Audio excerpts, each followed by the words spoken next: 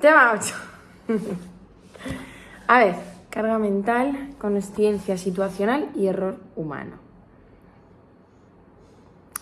¿Qué es la carga mental? Pues la carga mental alude a las demandas de procesamiento que impone la ejecución de una tarea cognitiva. Tengo un espectador, mirad. Goffer y Don Chin entienden la carga mental como la diferencia que existe entre la capacidad de procesamiento de una tarea y la capacidad de procesamiento disponible en el operador. O sea, la carga mental es la diferencia entre la capacidad de que tú proceses algo del requisito de la tarea. O sea, es la diferencia entre el requisito que la tarea necesita, el requisito que la tarea demanda, pues si es estudiar, por ejemplo, y la capacidad de procesamiento individual, tu capacidad mental. Pues estudiar esto necesita 2 horas y tu capacidad mental ahora mismo es 1. Pues vas a tener muchísima carga mental. No sé si se entiende. ¿De qué depende la carga mental? Del esfuerzo, el arousal y los recursos. Pues el esfuerzo es la puesta en marcha de ese desempeño físico, el arousal, el nivel de activación necesario para comerte este tostón, y el recurso es la hipotética reserva de procesamiento que abarca desde la disposición sensorial, mental, cognitiva, motora. Y estos 3 términos se relacionan, se interrelacionan. No todas las tareas van a tener la misma carga mental. No todas las tareas tienen la misma carga mental, pero sí todas las tareas necesitan de estos 3 requisitos, dependen de estos 3 requisitos: esfuerzo, arousal y recursos. No suele caer lo que significa cada uno. De hecho, ahora voy a decir algo que sí que suele caer, que es el arousal y la carga mental como modelo de recurso único, pero ahora voy a eso. Los 3 términos se interrelacionan y si los requisitos de procesamiento de una tarea son satisfechos por las capacidades del operador, pues no habrá una sensación de carga. Si no te supone muchísimo esfuerzo, si no hay una gran diferencia entre los requisitos que la tarea te demanda y tu capacidad de procesamiento, pues no te va a suponer una carga mental sumar 2 más 2. Es una tarea que no te requiere apenas nada, no necesitas tener unos niveles de arousal altísimo, una cantidad de recurso motor, mental, una disposición cognitiva, pues no te va a suponer mucha carga mental, ¿no? Como un poco lógico. Y la experiencia de carga mental emergerá cuando nuestras capacidades sean sometidas a una considerable demanda, como realizar una tarea bajo una limitación energética, pues por ejemplo, muerta de sueño, una limitación estructural, por ejemplo, sería estar atendiendo diferentes fuentes de información al mismo tiempo, como se veía en los experimentos, pues mogollón de altavoces por delante, por detrás, a los lados, 8 altavoces, tienes que prestar diferente atención, o sea, mucha atención a diferentes estímulos, o tienes un estímulo luminoso, un estímulo auditivo. Una limitación estructural puede ser información que te venga adelante, información que te esté viniendo por detrás. Y escasez de recursos. Hay escasez de recursos siempre y cuando estés haciendo varias tareas a la vez. Compleja, se entiende. Vale, ahora sí, arousal y carga mental. El modelo del recurso, efectivamente, del recurso único. El modelo energético de Kahneman dice que el concepto de carga mental tiene sus orígenes en el modelo atencional del recurso unitario. Guarda una estrecha relación con el arousal y su máximo exponente es Kahneman, que es el autor o la autora, no lo sé.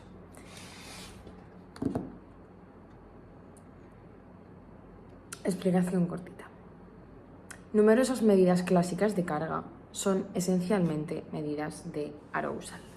El desempeño se beneficia si existe una cantidad de carga moderada, pero bajo pero bajos niveles ocasionan estados de alerta mínima que repercuten negativamente sobre la ejecución de la tarea, así como una carga excesiva también tiene efectos que perjudican el desempeño. Pues ya está, que no he dicho nada, la verdad, no he dicho nada. Obviez este minuto. Modelo atencional del recurso unitario. Entiende la atención como un suministro enérgico limitado. Por lo tanto, si realizamos varias tareas simultáneas, la energía atencional debe distribuirse de tal manera que dedicar más energía a una sola implicará perjudicar el desempeño de las otras. Se dice que es un modelo de recurso unitario porque la energía atencional es genérica y aplicable a cualquier tarea. Sería como si imaginásemos que la atención fuese, tengo un 100% de atención total, como de batería, 100% cargado, y voy a poner un 80% de atención a esta tarea y un 20% de atención a algo que tengo hirviendo detrás. Pues igual se me puede quemar. O yo qué sé, voy a poner toda la atención a lo que tengo cocinándose detrás, pues me va a costar mucho concentrarme, como esta distribución.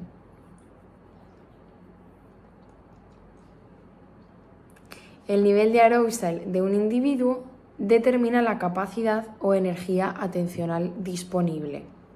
Esta energía es como un conjunto único de recursos limitados que deben distribuirse. Está volviendo a explicar lo mismo. Esto lo entiendes y ya está. El desempeño se va a ver afectado cuando las demandas de la tarea excedan los recursos disponibles. Si yo tengo un 100% de recursos y tengo 80 aquí y 20 en que tengo aquí huevos cociéndose, pues un estímulo más que necesite un 30% de mi atención no me entra.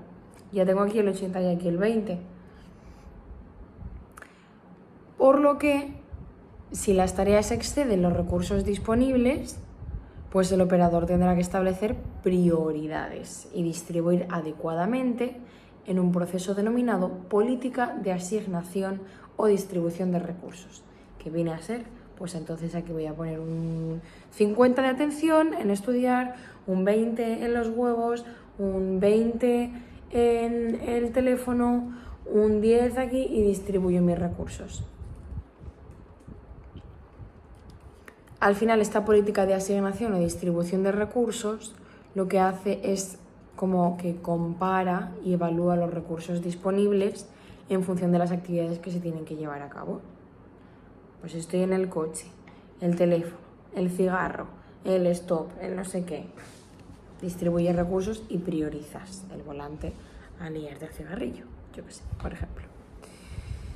La necesidad de proteger el desempeño de una tarea es el factor responsable del sentimiento de fatiga o carga.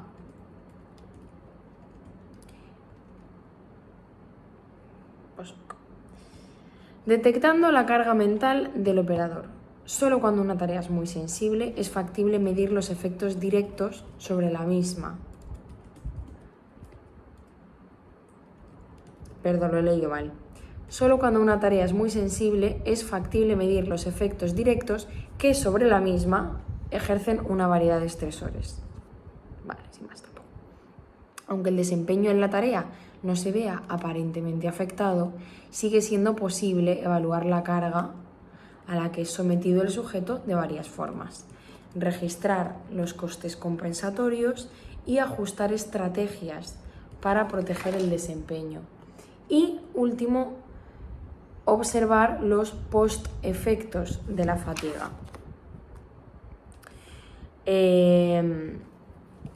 Vamos a explicar los tres.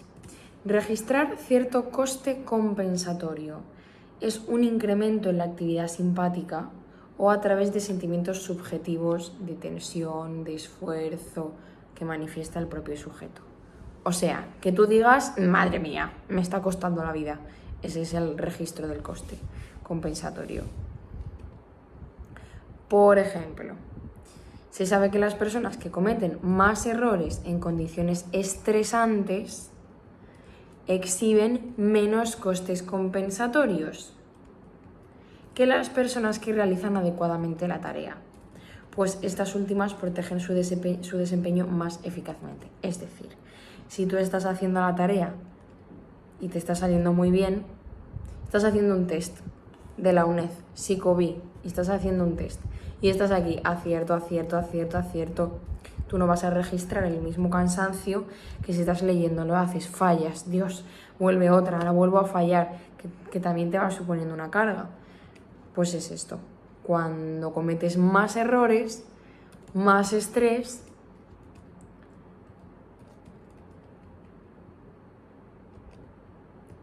si estás realizando la tarea adecuadamente, proteges tu desempeño más eficazmente.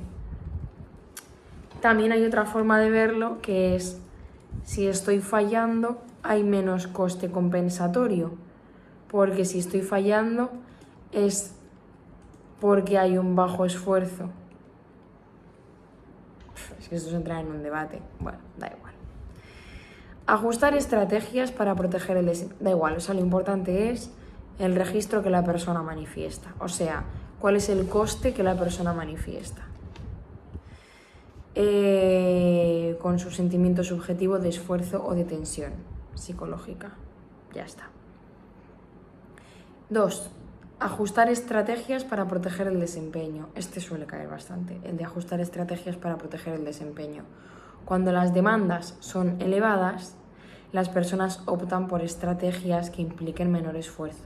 Por ejemplo, estrechamiento atencional, que es tendencia que exhiben algunos individuos bajo condiciones de alto estrés a restringir de forma inapropiada su atención a un limitado y pequeño conjunto de fuentes de información del total disponible. O sea que te concentras muchísimo en una cosa. Se ha descubierto incluso en personas que creían que iban a experimentar una situación estresante, aunque no fuera así. Por ejemplo, un piloto que cuando detecta un problema a través de un indicador, pone toda su atención en el mismo, retirando la atención de otros indicadores. Y por último, observar post-efectos de la fatiga, que es pues que tras haber ejecutado una tarea estresante de alta carga, las personas luego utilizan estrategias de bajo coste para realizar otras tareas.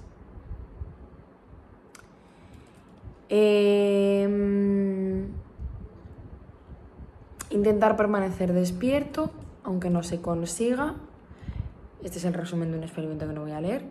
La conclusión es intentar permanecer despierto, aunque no se consiga. Solo el hecho de intentar permanecer despierto genera una carga mental que sustrae recursos y al final la tarea que hagas se va a realizar de forma menos eficiente.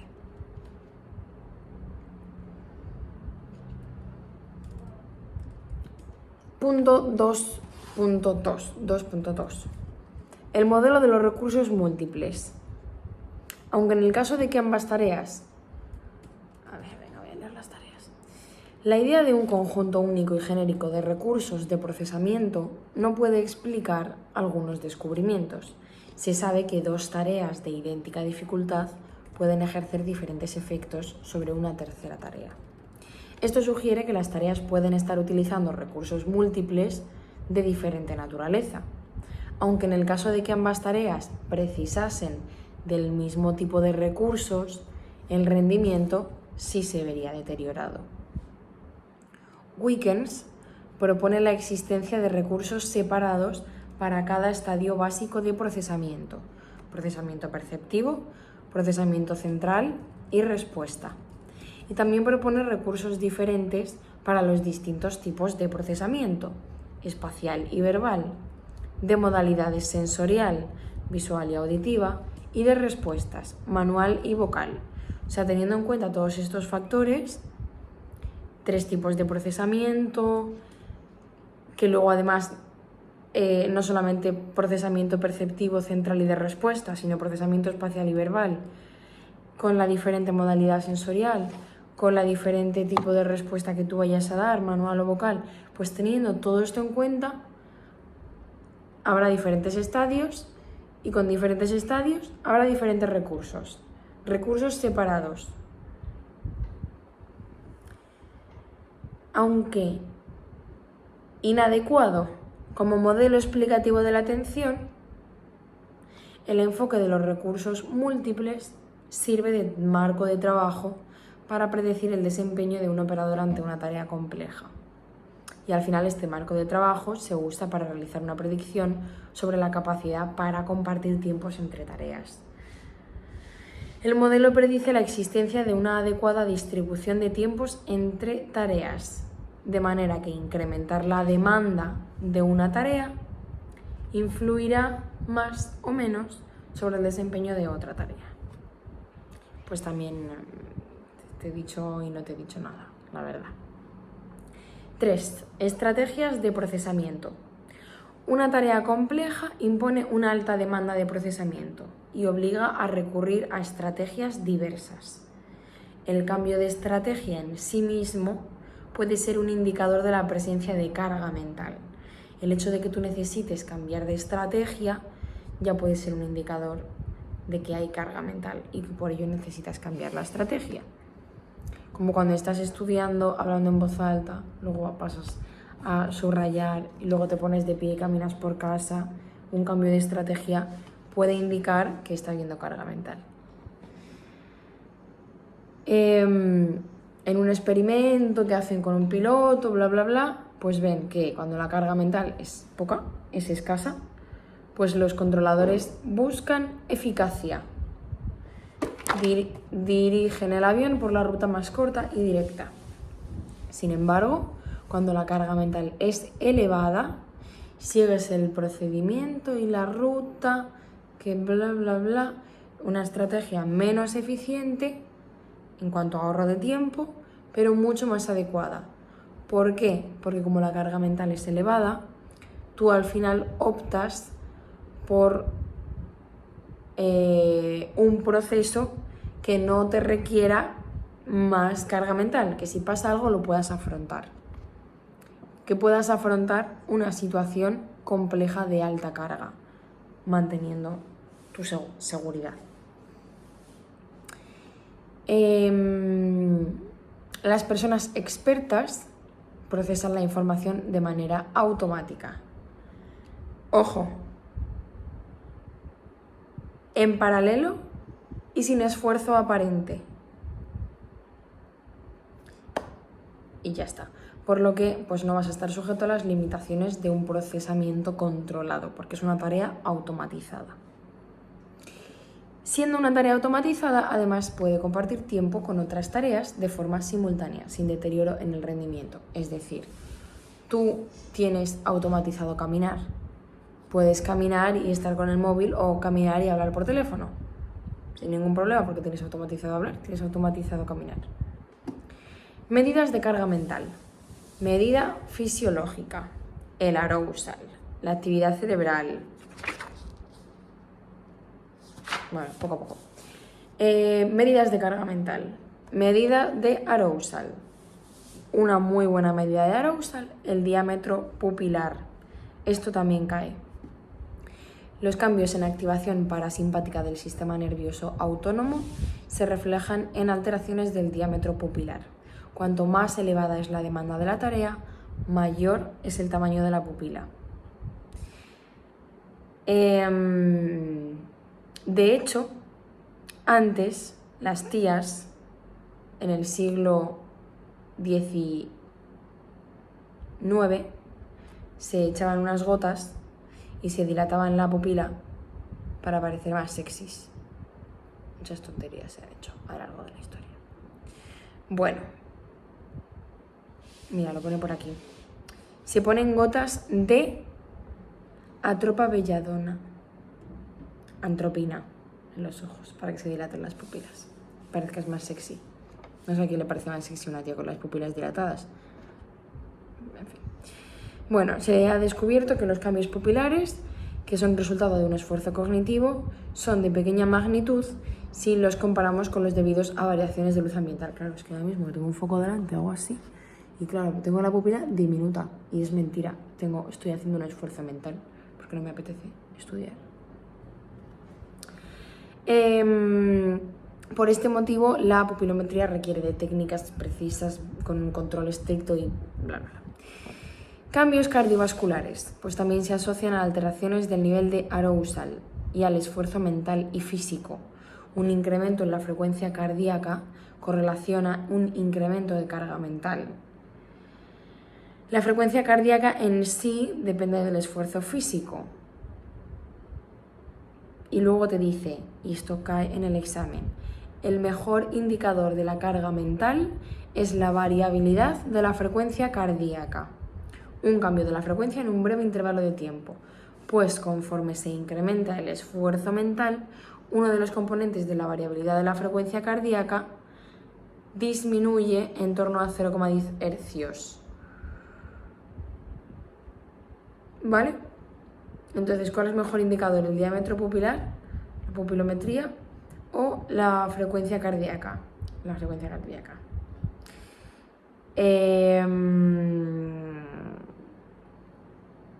Aumenta la frecuencia cardíaca si aumenta el esfuerzo físico. Sin embargo, aquí pone que conforme se incrementa el esfuerzo mental, uno de los componentes de la variabilidad de la frecuencia cardíaca disminuye, no aumenta. Ojo piojo, pregunta de examen. ¿Aumenta o disminuye? Disminuye. Medidas de la actividad cerebral, potenciales evocados, ERP. Son muy sensibles a la prioridad que se otorgue a una tarea frente a otra. Por ejemplo, en doble tarea se observa magnitud de los componentes ERP asociados con una tarea primaria. Una tarea con alta prioridad es mayor que cuando la tarea es designada como secundaria. La magnitud del potencial evocado aumenta ante una tarea primaria respecto a una tarea secundaria con baja prioridad. Esto demuestra que hay competencia entre tareas. Un componente claramente asociado con la carga mental es el P3 o P300. Es un componente positivo que emerge 300 milisegundos después de presentar el estímulo. Es de gran magnitud cuando aparece un estímulo inesperado. O sea nada, ahora lo digo. En el paradigma Othbal, un estímulo estándar se repite reiteradamente, tiempo durante el cual P3 es de menor magnitud. Ahora vemos esto. En la figura 8.3 se observa que cuando aparece el estímulo Othbal, el estímulo discordante, el componente P3 exhibe mayor amplitud. Es decir, P3 refleja la cantidad de procesamiento al que es sometido el Othbal y refleja la actuación de mecanismos de actualización y consolidación en la memoria. Así que P3 es sensible al proceso de evaluación del estímulo e indica la presencia de una demanda en la tarea que genera carga mental. O sea, vamos a ver. Tú estás escuchando la lavadora. Estímulo estándar que se repite reiteradamente. Y está y de repente hace pi, pi, pi, pi. Ese sería el Othbal. Pues con ese pi, pi, pi, que es el Othbal, el estímulo discordante, tu P3 o P300 aumenta su magnitud. Ya está, eso es lo que se estudia. O por ejemplo, en el experimento que veíamos que eran letras, S, G, K, y cuando aparezca la R tienes que pulsar, pues esa R es el Othbal. Da igual, el caso es que el P3 pues, es sensible a la aparición del tono, del estímulo Othbal. También dice que es sensible el N1, N2 y potencial de disparidad, pero el que suelen preguntar es por el P3. Ya está. Medidas conductuales del desempeño. Las medidas conductuales de carga mental se obtienen registrando la ejecución de la tarea. Cuando la dificultad está por debajo de un nivel, la realización de la misma puede que no se vea aparentemente afectada a pesar de que el operador experimente sentimientos subjetivos de carga. Por ello se recurre a la doble tarea para analizar cómo se resiente la ejecución de cualquiera de ellas. A pesar de la relativa facilidad de una tarea secundaria, el TR depende de los recursos atencionales requeridos para la tarea primaria. Pregunta de examen. A pesar de la relativa, hoy estoy como que me trabo un montón. A pesar de la relativa facilidad de una tarea secundaria, el TR depende de los recursos atencionales requeridos para la tarea primaria. Da igual que la tarea secundaria sea facilísima, que tu tiempo de respuesta ante la segunda tarea, que es facilísima, va a depender de cuánto recurso atencional tienes en la primera tarea, que igual no es facilísima. ¿Se entiende? Es decir, si yo estoy súper concentrada estudiando y llaman al móvil, pues aunque coger el teléfono, que es la tarea secundaria, sea súper fácil, mi tiempo de respuesta no va a depender de que me llamen al teléfono y sea muy fácil cogerlo, sino de que estoy muy concentrada en mi tarea primaria, que es la que me está absorbiendo la energía. Vale. Además, el estadio de selección de la respuesta utiliza más recursos atencionales que otro estadio de procesamiento, incrementando el tiempo de respuesta. Esto se ve en un experimento que dice que se utiliza la tarea secundaria de detección de un tono junto a la tarea primaria de decir si dos letras presentadas una tras otra eran iguales o diferentes. Se observa que el tiempo de respuesta ante el tono de la tarea secundaria experimentó variaciones dependiendo del momento en el que se presenta, siendo más elevado el tiempo de respuesta cuando su presentación, o sea, que oigas el tono, coincide con la exposición de la segunda letra. ¿Por qué? Porque estás pendiente de la tarea primaria, que es que te ha parecido la segunda letra, justo pones el tono, pues tardo más en contestar al tono porque te estoy contestando a la letra que me acabas de poner. Pues lógico, ya está. Y esto es lo que sugiere que el estadio de selección de la respuesta utiliza más recursos atencionales que otro estadio de procesamiento, incrementando el tiempo de respuesta. Vale, lógica de la tarea secundaria. La lógica del paradigma de doble tarea o tarea dual es introducir una tarea secundaria para incrementar la carga. Pregunta de examen, viene ahora. La tarea secundaria consume recursos y esta sobrecarga se refleja en el desempeño de cualquiera de las dos tareas, sin poder compensarse por el mero hecho de poner más empeño.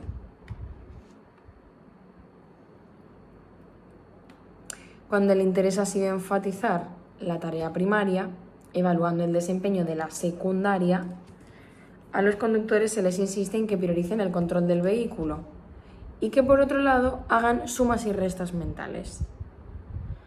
El tiempo ocupado en las operaciones aritméticas, el tiempo ocupado en que estás ahí sumando y restando, depende de la demanda externa. Si estás en un atasco y estás así, pues te va a ser mucho más fácil estar sumando y restando que si tienes que estar en el centro de Madrid conduciendo, que no toda la vida, como ponerte a sumar y restar. Pues eso. En ambientes complejos y críticos, la tarea secundaria puede ser percibida como algo molesto o irrelevante, que hay que evitar. Para solucionar este problema, en los estudios de doble tarea, se emplean tareas secundarias imbricadas. Es decir, que la tarea secundaria se perciba como inherente al ambiente.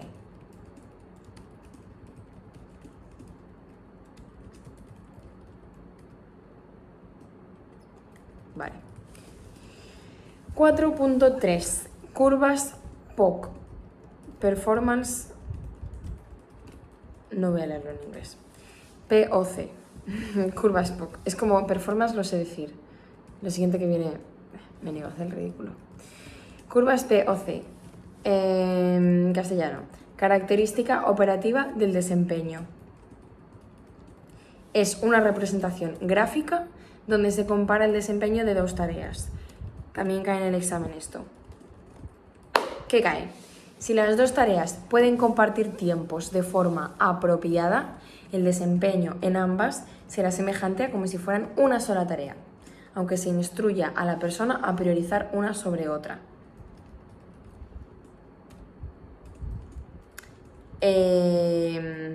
Claro, o sea, si las tareas están compitiendo porque una es más difícil que otra, no van a compartir los tiempos de forma tan apropiada como si las dos tareas perfectamente puedes hacer las dos cosas a la vez. Sí que compitan porque una sea muy difícil y la otra no. Entonces, si las dos tareas pueden compartir tiempos de forma apropiada, pues eso, vas caminando y hablando por teléfono, el desempeño va a ser como si estuvieras sentada hablando por teléfono o caminando sin hablar por teléfono, que te da lo mismo. Aunque se instruya a la persona a que ponga énfasis en lo que está diciendo y se instruya a la persona a que priorice hablar elocuentemente, yo qué sé. En estos casos, la actuación se corresponde con lo que se llama punto P, punto de ejecución óptima. La curva POC, que une el eje vertical con el eje horizontal, representa la política de distribución de recursos, de forma que al incrementar los recursos en la tarea B, imagínate hablar por teléfono, se reduce en la A, caminar, y viceversa.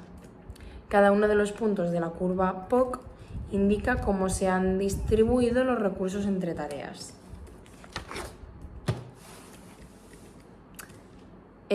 Vale, priorizando las tareas. Pues bajo condiciones duales, las instrucciones del experimentador pueden priorizar una de las tareas frente a la otra.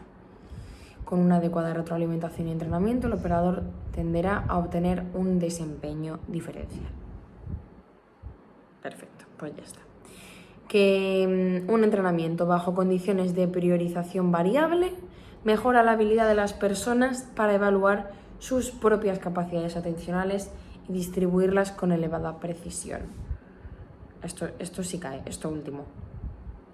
Que si lo entrenas con condiciones de priorización variable, que a veces te digan priorizar esto, a veces te digan priorizar esto otro, va a mejorar tu habilidad para evaluar tu propia capacidad atencional y además para distribuir tu atención con mayor precisión. ¿Qué más? 4.4. Medidas subjetivas. Hemos visto las medidas fisiológicas, que era el diámetro pupilar y la frecuencia cardíaca. Hemos visto las medidas conductuales, que era el tiempo de respuesta. Hemos visto la curva POC, que es ver cuál es el desempeño en la tarea. Y ahora vamos a ver la medida subjetiva. Pues como bien dice, medida subjetiva va a ser lo que tú sientes. Entonces, ¿qué se suelen hacer? Pues escalas. Por ejemplo, un cuestionario. Hay un cuestionario con 6 subescalas que se llama NASA TLX y tiene 2 fases. Una fase en la que la persona hace una tarea y luego cumplimente las escalas, y una segunda fase en el que se le pide a la persona que indique la importancia relativa de cada subescala respecto a la tarea que ha realizado para obtener una ponderación. Y luego suman, ponderan, bla, bla, bla, bla, y tienes ahí la medida subjetiva de esfuerzo, demanda mental. Te pone de ejemplo, demanda mental. ¿Qué actividad mental y perceptiva fue necesaria? Demanda física. ¿Cuánta actividad física fue necesaria? Empujar. Demanda temporal. Bla, bla, bla, así. Pues es una de las subescalas del cuestionario de NASA TLX. Luego hay otro ejemplo de escala que se llama SWOT, que mide la S, el estrés psicológico. Bueno, lo que mide son 3 dimensiones: tiempo, esfuerzo mental y estrés psicológico. Se llama SWOT. tiempo, esfuerzo mental y estrés psicológico. Y luego lo valoras en 1, bajo, 2, medio, 3, alto. Por ejemplo, T2, pues tiempo medio. S3, estrés alto. E1, esfuerzo mental bajo, así. Igual, pues hay una primera fase que te pide que ordenes desde lo menos carga a mayor carga, unas afirmaciones. Y la segunda fase, una técnica psicométrica de escalamiento, una escala de carga mental individualizada. Pues medidas subjetivas, que al final tienen limitaciones, que son el propio sesgo personal de la persona que está haciendo la tarea.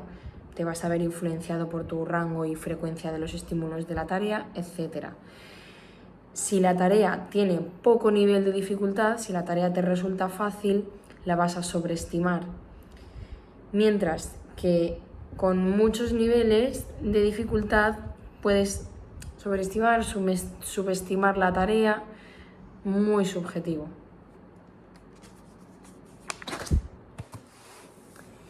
Otro aspecto además es la subescala emocional, tu nivel de frustración.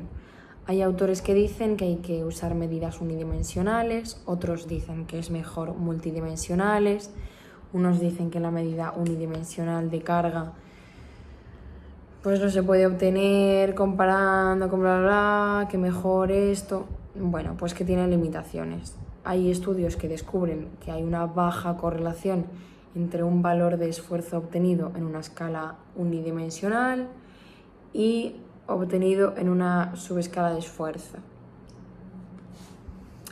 Al final, pues en condiciones de doble tarea, el desempeño se va a ver afectado por los recursos time sharing y por la competencia entre ambas tareas y los recursos. Pero las medidas subjetivas de carga emitidas por el operador parecen contemplar solo el primero de los componentes, los recursos. Al comparar una tarea dual fácil con dos tareas independientes difíciles, se demuestra que el desempeño es mejor en la condición dual, aunque el sentimiento subjetivo de carga es mayor, debido a que los recursos se deben compartir. Así que, pregunta de examen, el requisito de compartir tiempos entre dos tareas parece afectar más a la sensación de carga, aunque sean dos tareas fáciles. El hecho de estar compartiendo recursos entre tareas suele hacer que tengas mayor sensación de carga a que estés haciendo una sola cosa difícil y luego otra difícil. Criterios para seleccionar medidas de carga: fiabilidad, facilidad de uso, sensibilidad, diagnóstico e invasividad. Fiabilidad, que la condición sea constante y que la medida obtenida también sea constante. Facilidad de uso, pues facilidad de uso. Sensibilidad, es sensible si refleja de forma adecuada la variación de la carga impuesta por la tarea. Diagnóstico, que no solamente se refleje un cambio general de carga mental, sino también la carga impuesta a cada una de las diversas capacidades cognitivas del operador, que tenga en cuenta el contexto, pues si es de recursos múltiples, etc. E invasividad, pues hace referencia a la posible perturbación o alteración en el desempeño de una tarea como consecuencia de aplicar una técnica de medida de carga mental que pueda ser invasiva. Fin. Punto 5. Consciencia situacional. Se debe crear un modelo dinámico de situación, un modelo que abarque información necesaria para desempeñar adecuadamente una tarea, los procesos que nos permiten percibir y comprender dicha información y su uso para predecir lo que sucederá en el futuro próximo. Al resultado de mantener activa esta representación dinámica se le denomina consciencia situacional. La consciencia situacional precisa de atención, memoria operativa y memoria a largo plazo. Esto es lo que cae de aquí. La consciencia situacional precisa atención, memoria operativa y memoria a largo plazo. Consciencia situacional y memoria. ¿Qué es lo que cae aquí? La importancia de la memoria operativa en el mantenimiento de la consciencia situacional.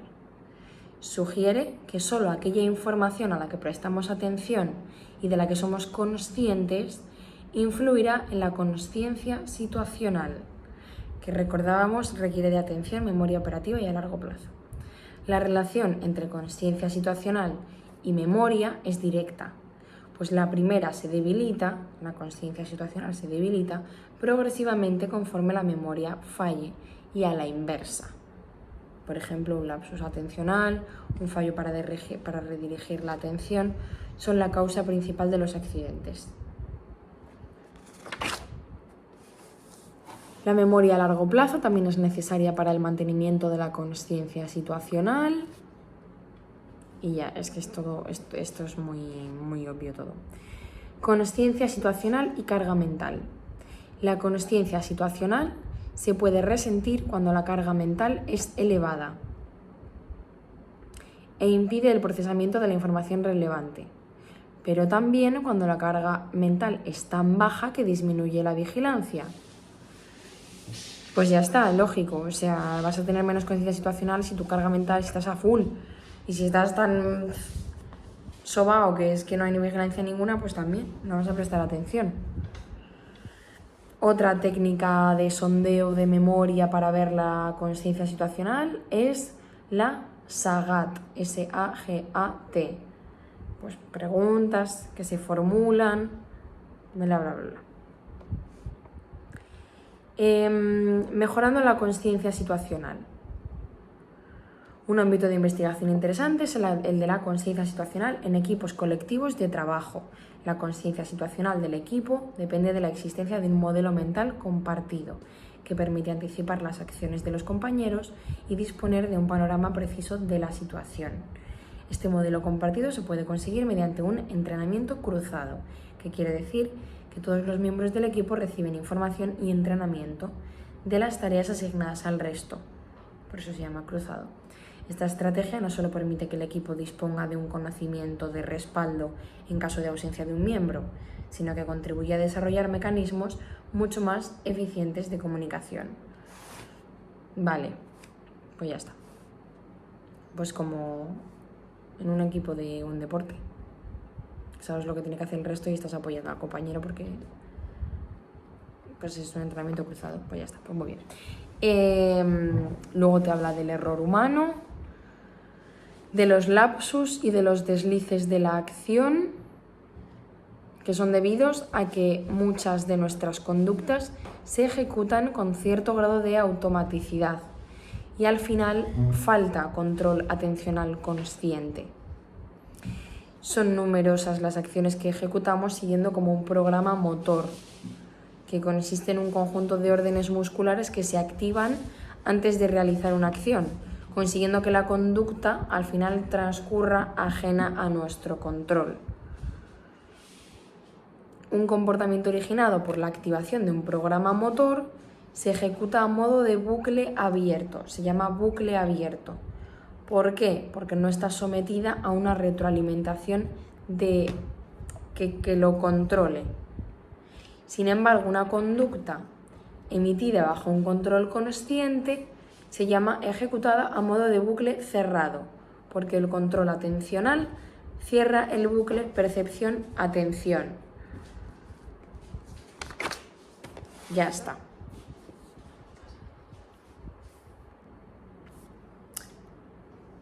Punto 6.1. Inicio y mantenimiento de un plan de acción. De Norman. Elabora una teoría sobre cómo nuestra intención de ejecutar una acción se representa cognitivamente y dirige la conducta, para explicar la acción a partir de una activación de esquemas.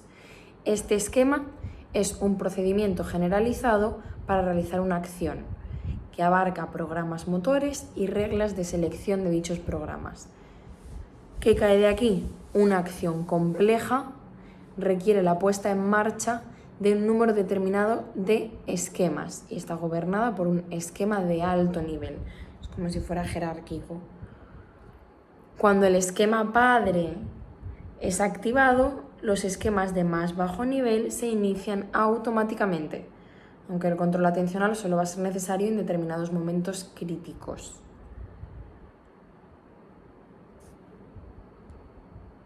Y por último,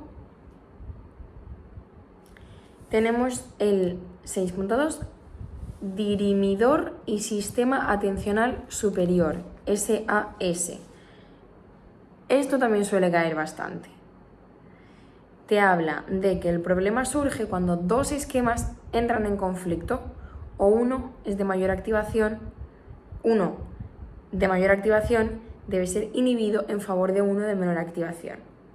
Y la activación, porque te está explicando cómo se activan los esquemas para tener una conducta ajena al control consciente, una vez se active el esquema de acción, el esquema padre, pues la activación depende de la participación de dos esquemas. Y esto ya es lo último, esto es lo que más cae. El dirimidor de conflictos, abajo arriba, y el sistema atencional supervisor, SAS, arriba abajo. El dirimidor de conflictos, abajo arriba, es un proceso relativamente pasivo, cuya finalidad es ordenar los esquemas de la memoria según su nivel de activación. Su operativa se fundamenta en conexiones excitatorias e inhibitorias de los esquemas entre sí. Por ejemplo, el esquema atarme los cordones podría tener conexiones excitatorias sobre el control preciso de las manos e inhibitorias sobre bajarnos el dobladillo del pantalón. La puesta en marcha de un esquema depende de desencadenantes, que a veces son reglas. Por lo tanto, la activación del esquema requiere superar un umbral, así como la presencia de condiciones desencadenantes. Los desencadenantes explican lapsus de acción. Cuando las intenciones no son mantenidas activamente, un esquema equivocado puede activarse por el mero hecho de que las condiciones desencadenantes están presentes en el ambiente. Por ejemplo, ponerme el pijama cuando me quiero vestir porque estoy junto a la cama, y la cama es el desencadenante. Sistema atencional supervisor, arriba, abajo. SAS, arriba, abajo. Opera modulando la influencia del dirimidor de conflictos en situaciones en las que se debe realizar una acción más atípica. Cuando no existe un esquema definido que subyazca en una acción concreta, el dirimidor de conflictos es incapaz de dirigir la conducta. En estas situaciones se precisa del SAS, que puede modificar la activación o inhibición de los esquemas, pero no puede seleccionarlos directamente. Es decir, el ordenamiento de los esquemas correspondería siempre al dirimidor, mientras que el SAS se encarga de sesgarlos, inhibiendo algunos y activando otros. Según Norman, el SAS es un sistema de control,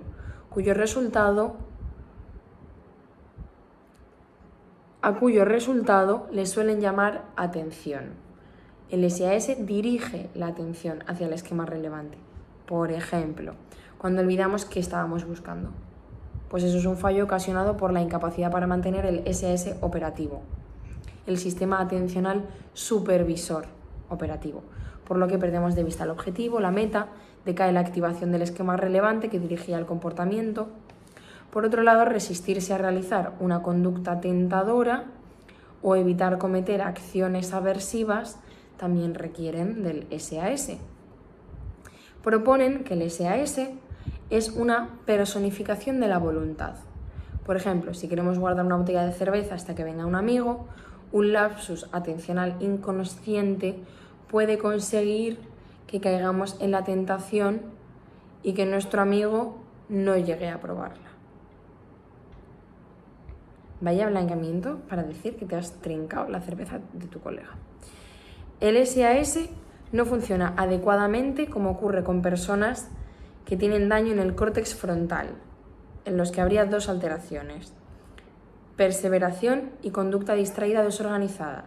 Perseveración sería la incapacidad para cambiar la acción o la meta actual por otra más apropiada. ¿Por qué? Porque si no hay actuación del control atencional del SAS, del sistema atencional supervisor, pues puede suceder que el esquema permanezca activo mucho tiempo y conducta distraída o desorganizada, porque varios esquemas han alcanzado una activación similar y están compitiendo por el control del comportamiento. Fin.